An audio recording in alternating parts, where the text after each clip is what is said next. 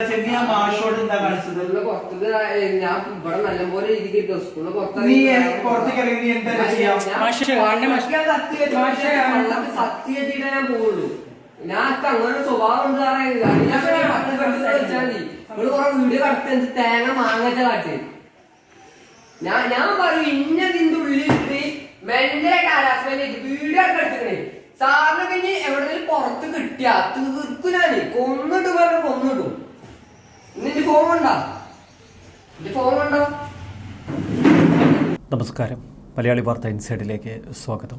Mobile phone വാങ്ങിവെച്ച അധ്യാപകനോട് ഒരു വിദ്യാർത്ഥി കൊലവിളി നടത്തുന്ന ആ വീഡിയോ അത് നമ്മെ അക്ഷരാർത്ഥത്തിൽ തളർത്തിക്കളയും. Palakkad Thrithala Anakkara government higher secondary സ്കൂളിലെ +1 വിദ്യാർത്ഥിയാണ് ഈ കൊലവിളി നടത്തിയത്.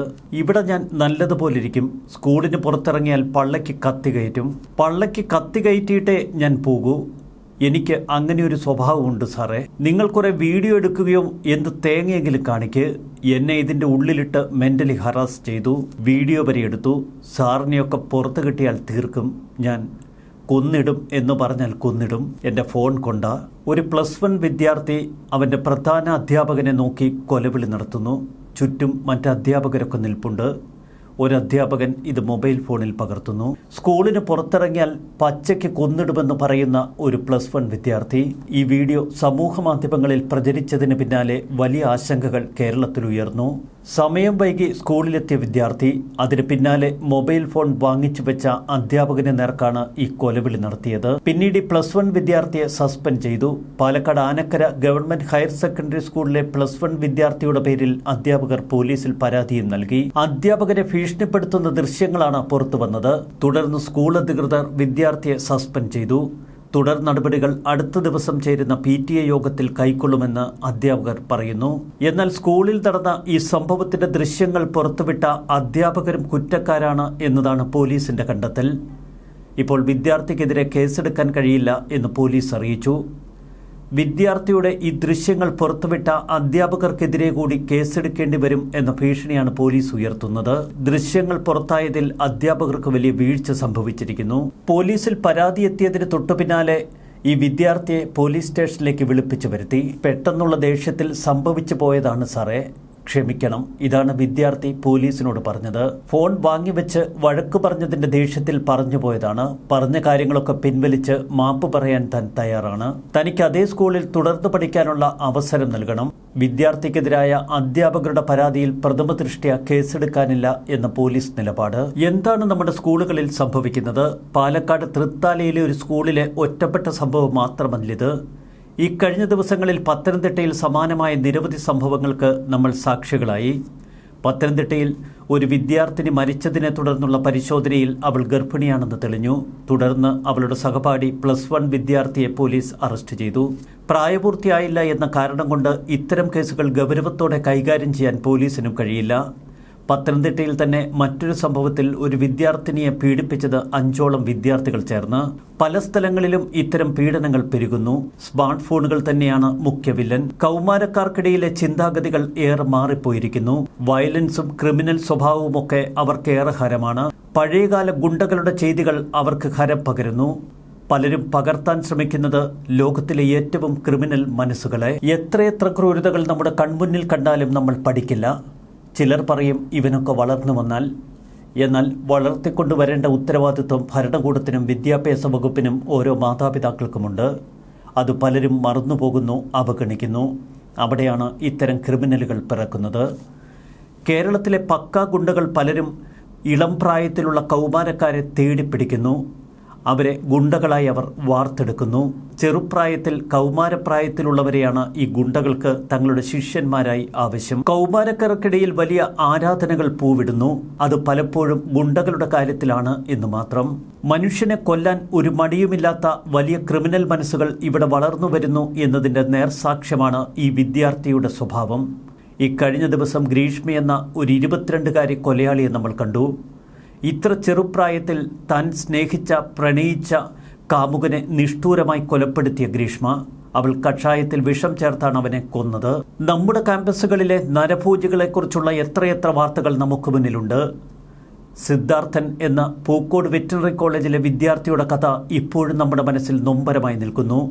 അവനെ കൊലപ്പെടുത്തിയത് അവനൊപ്പം സഹപാഠികളായിരുന്ന ഒരു കൂട്ടം വിദ്യാർത്ഥികൾ. അവർക്ക് വലുത് രാഷ്ട്രീയം. എന്നാൽ എത്ര ക്രൂരമായി ഒരു മനുഷ്യന് നേർക്ക് മർദ്ദനമുറകൾ അഴിച്ചുവിടാൻ മടിയില്ലാത്ത ഒരു കൂട്ടം കൗമാരക്കാർ ഇവിടെ വളർന്നു വരുന്നുണ്ട്. മുൻപൊരിക്കൽ Ernakulam Maharajas college principal NL ബീനിയുടെ കസേര കത്തിച്ചുകൊണ്ട് വിദ്യാർത്ഥികളുടെ ക്രൂരത നമ്മൾ കണ്ടു. കോളേജുകളിൽ ആയുധങ്ങൾ കണ്ടെടുക്കുന്നതും തിരുവനന്തപുരം യൂണിവേഴ്സിറ്റി കോളേജിലെ ഇടിമുറിയെക്കുറിച്ചുള്ള വാർത്തകളുമൊക്കെ നമ്മെ ഞെട്ടിച്ചു. എന്നാൽ ഇക്കുറി കോളേജിലല്ല ഇത്തരം ക്രൂര സംഭവങ്ങൾ പലതും നടക്കുന്നത് ഹയർ സെക്കൻഡറി സ്കൂളുകളിൽ. വിദ്യാർത്ഥികൾക്ക് 16-17 വയസ്സുള്ളപ്പോൾ അവർ വലിയ ക്രിമിനലുകളായി മാറുന്നു, അഥവാ ക്രിമിനൽ സ്വഭാവം അവർ കാട്ടിത്തുടങ്ങുന്നു. കുടുംബങ്ങളിലെ പ്രത്യേക സാഹചര്യം തന്നെയാണ് പല വിദ്യാർത്ഥികളെയും ക്രിമിനലുകളാക്കി മാറ്റുന്നത്. അവരുടെ കൂട്ടുകെട്ടും ചങ്ങാത്തവുമൊക്കെ ഇത്തരം ക്രിമിനൽ സ്വഭാവം വളർത്തുന്നതിൽ നിർണായക പങ്ക് വഹിക്കുന്നു. മദ്യവും ലഹരിയുമൊക്കെ ചെറുപ്രായത്തിൽ നുണയാൻ ഇപ്പോൾ വിദ്യാർത്ഥികൾക്കൊട്ടേറെ അവസരങ്ങളുണ്ട്. ഈ അവസരങ്ങൾ ചൂഷണം ചെയ്യുന്ന വലിയ ചിലന്തി വലകൾ ഓരോ ഹയർ സെക്കൻഡറി സ്കൂളിന് ചുറ്റുമുണ്ട് എന്ന് മറന്നു പോകരുത്. അതുകൊണ്ട് തന്നെ മാതാപിതാക്കൾ തികഞ്ഞ ജാഗ്രതയിലാവണം. വിദ്യാർത്ഥികളായ വിദ്യാർത്ഥികളുടെ കയ്യിലൊക്കെ ഇപ്പോൾ സ്മാർട്ട് ഫോണുകളുണ്ട്. അവരുടെ വാട്സാപ്പുകളിൽ നിറയുന്നത് അശ്ലീല വീഡിയോകളും മറ്റ് ചിത്രങ്ങളുമാണ് എന്നതും മറക്കരുത്. വൈകുന്നേരം എത്തിയാൽ അഥവാ സ്കൂളിൽ നിന്ന് പുറത്തിറങ്ങിയാൽ അവരുടെ ലോകം മിക്കവാറും ചാറ്റുകളിലേക്ക് ഒതുങ്ങും. ആ ചാറ്റ് റൂമുകളിൽ നിറയുന്നത് മിക്കതും പ്രണയം മാത്രമല്ല, കാമത്തിന്റെ സ്പന്ദനങ്ങൾ കൂടിയുണ്ട്. അശ്ലീല ചിത്രങ്ങൾക്കും വീഡിയോകൾക്കും ഇന്ന് യാതൊരുവിധ പഞ്ഞവുമില്ല. അതുകൊണ്ട് തന്നെ ഈ പ്രായത്തിലുള്ള വിദ്യാർത്ഥികൾക്ക് എല്ലാം അറിയാം. ഇനി അനുഭവിച്ചു നോക്കാനുള്ള ഒരു ത്വര അതവരെ വല്ലാതെ വേട്ടയാടും. ഇതിൽ പ്രായത്തിന്റെ വകഭേദങ്ങളുണ്ട്, ഹോർമോൺ വ്യതിയാനങ്ങളുണ്ട്. 10-25 കൊല്ലങ്ങൾക്ക് മുൻപ് അന്ന് ഇത്തരം അശ്ലീല ചിത്രങ്ങൾ യഥേഷ്ടം ആരുടെ കയ്യിലും എത്തില്ല. തിയേറ്ററുകളിൽ ഓടുന്ന ഏപ്പടത്തിൽ എവിടെയെങ്കിലും ഒന്ന് കുത്തി നിറച്ച ഒരു തുണ്ട് സീനിനായി അന്ന് വിദ്യാർത്ഥികളൊക്കെ ഒളിച്ചും പാത്തും തിയേറ്ററുകളിൽ പോയ ഓർമ്മ. എന്നാൽ കാലം മാറി ആധുനികതയുടെ ഈ ലോകത്ത് വാട്സാപ്പ് തന്നെയാണ് എല്ലാവരുടെയും മുഖ്യ ആയുധം.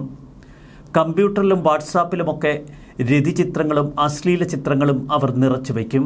ഇതിൽ പലതും പെൺകുട്ടികളെ കാണിക്കുന്നതിലും യാതൊരുവിധ വിമുഖതയുമില്ല ആൺകുട്ടികൾക്ക്. ചുരുക്കത്തിൽ പെൺകുട്ടികളും ആൺകുട്ടികളുമൊക്കെ ചേർന്ന് ജീവിതത്തിൻ്റെ രസം നുകരാൻ ചില സാഹസികതകൾക്കൊരുങ്ങും. പലപ്പോഴും പലരുടെയും ജീവിതം വഴിതെറ്റിപ്പോകാനും പലരുടെയും ജീവിതം തകർന്ന് തരിപ്പണമാകാനും ഇതൊക്കെ ഇടവരുത്തും. മറുതലയ്ക്കൽ വലിയ ക്രിമിനൽ സ്വഭാവം പലരും കാട്ടിത്തുടങ്ങുന്ന പ്രായം. ഇവിടെ മാർക്കോ പോലുള്ള സിനിമകൾ ഇത്തരം വയലൻസുകൾ കുത്തിനിറച്ച് വിദ്യാർത്ഥികളുടെ മുന്നിൽ അവതരിപ്പിക്കുമ്പോൾ അതിനൊക്കെ പിന്നിലുള്ള അപകടങ്ങളെക്കുറിച്ച് സമൂഹം ചർച്ച ചെയ്യുന്നില്ല. വിദ്യാർത്ഥികളുടെ ഉള്ളിൽ കയറുന്ന ആ ക്രിമിനൽ വാസന ക്രമേണ അവരെ മറ്റൊരു മനുഷ്യനാക്കി മാറ്റും. ഒന്നിനെയും പേടിയില്ലാത്ത ഒരു വർഗം ഇവിടെ വളർന്നു വരുന്നു. അതിൻ്റെ പ്രകടമായ തെളിവുകളാണ് നമുക്ക് മുന്നിൽ തെളിയുന്ന ഇത്തരം ക്രൂര സംഭവങ്ങൾ. ആ വിദ്യാർത്ഥിയെ പോലീസ് എടുത്തൊന്നു കുടഞ്ഞപ്പോൾ അഥവാ സമൂഹം ഇക്കാര്യങ്ങൾ ശ്രദ്ധിച്ചുവെന്ന് മനസ്സിലാക്കിയപ്പോൾ അവൻ തിരുത്താൻ തയ്യാറായി, മാപ്പ് പറയാൻ തയ്യാറായി. അതുകൊണ്ട് തന്നെ അവനെതിരെ കേസെടുക്കുന്നില്ല എന്ന് പോലീസും പറയുന്നു. ഇത്തരം തിരുത്തലുകൾക്ക് വിദ്യാർത്ഥികളെ കൊണ്ട് തങ്ങളുടെ ജീവിതം നേരെയാക്കുന്നതിനുള്ള ഉത്തരവാദിത്വം സമൂഹത്തിനുണ്ട്. പണ്ടൊക്കെ സമൂഹം കൂടുതൽ ഇടപെട്ടിരുന്നു ഇത്തരം വിദ്യാർത്ഥികളുടെ കാര്യത്തിൽ. എന്നാൽ ഇപ്പോൾ സമൂഹത്തിനേറെ പരിമിതികളുണ്ട്. ആരുടെയെങ്കിലും വ്യക്തിപരമായ കാര്യങ്ങളിൽ ഇടപെട്ടാൽ അവർ പ്രതികരിക്കുന്നത് ഏത് രീതിയിലാണ് എന്ന് സമൂഹം ഭയക്കുന്നു. എല്ലാവർക്കും അവരവരുടേതായ തിരക്കുകളുണ്ട്. അതുകൊണ്ട് തന്നെ ഗ്രാമവും നഗരവും എന്നുള്ള വ്യത്യാസമൊന്നും ഇന്നില്ല. എല്ലാവരും തിരക്കുകളുടെ ലോകത്ത്. പല വീടുകളിലും ഒറ്റ കുട്ടിയോ 2 കുട്ടികളോ മാത്രം. അവരോടൊന്ന് വഴക്ക് പറഞ്ഞാൽ അവർ എങ്ങനെ പ്രതികരിക്കുമെന്ന് പോലും മാതാപിതാക്കൾ ഭയക്കുന്നു. പല കുടുംബ ബന്ധങ്ങളും ഇന്ന് താറുമാറായ തലത്തിലാണ്.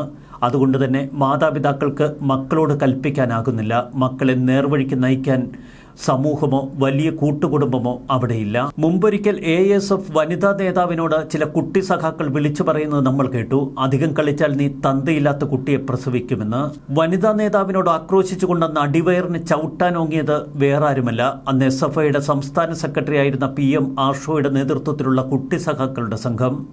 ഇത്തരം കാഴ്ചകൾ കണ്ടാണ് നമ്മുടെ ഹയർ സെക്കൻഡറി സ്കൂളിലെ കൗമാരക്കാരും വളർന്നു വരുന്നത് എന്ന് അവർ കൂടി ഒന്ന് കരുതിയിരിക്കണം. പത്തനംതിട്ടയിൽ ഒരു കൊലവിളി നടത്തി അധ്യാപകന് നേരെ ആക്രമിക്കാനൊരുങ്ങുന്ന വിദ്യാർത്ഥി സംഘത്തെ നമ്മൾ കണ്ടു. എന്നാൽ പാലക്കാട് വിക്ടോറിയ കോളേജിൽ അധ്യാപികയ്ക്ക് കുഴിമാടമൊരുക്കുന്ന കാഴ്ച ഇതൊക്കെ നമ്മെ വേദനിപ്പിച്ചിരുന്നു. അച്ഛനും അമ്മയും കഴിഞ്ഞാൽ ദൈവത്തിനു മുന്നേ സ്ഥാനം അധ്യാപകനാണ് എന്നൊക്കെ നമ്മുടെ പഴയ തലമുറ പറഞ്ഞു പഠിപ്പിച്ചിരുന്നു.